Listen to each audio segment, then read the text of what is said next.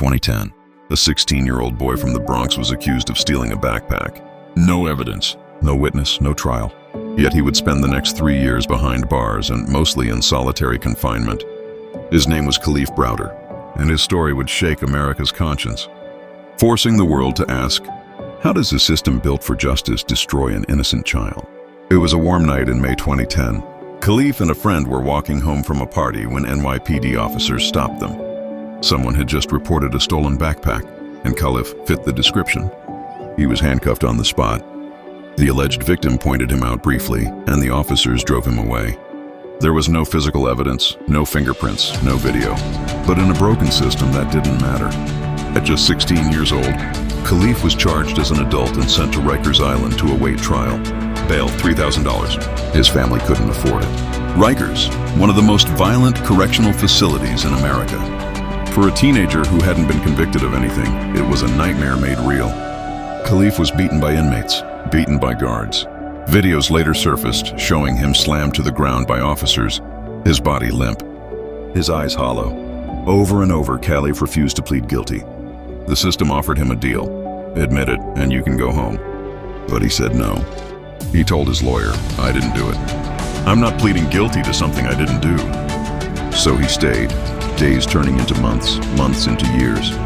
2 of those years he spent in solitary confinement, a concrete box barely big enough to stand in. Alone, forgotten. His 17th birthday came and went, then his 18th, then his 19th. After 110 days, the charges were finally dropped. The case had fallen apart. The alleged victim left the country. Kalief walked out of Rikers, a free man in name only. But freedom didn't erase the trauma. He returned home quieter, withdrawn. He tried to rebuild his life, enrolling in college, studying political science. But the scars of isolation ran deep. He spoke about his experience, about injustice, about how the system breaks people who haven't even been proven guilty. And then, on June 6, 2015, at just 22 years old, Kalief Browder took his own life. His death became a wake-up call for a nation. President Obama later spoke of Kalief when he banned solitary confinement for juveniles in federal prisons. Jay-Z produced a documentary series, Time, the Kalief Browder story. To ensure the world never forgets his name, his mother, Venida Browder, fought tirelessly to keep his story alive, until grief took her too, a year later. But their fight wasn't in vain. Kalief's story forced America to look into a mirror and see the cracks. The racial bias, the cash bail system, the silence that allows injustice to thrive. Kalief Browder didn't die in vain. He lived and suffered for the truth.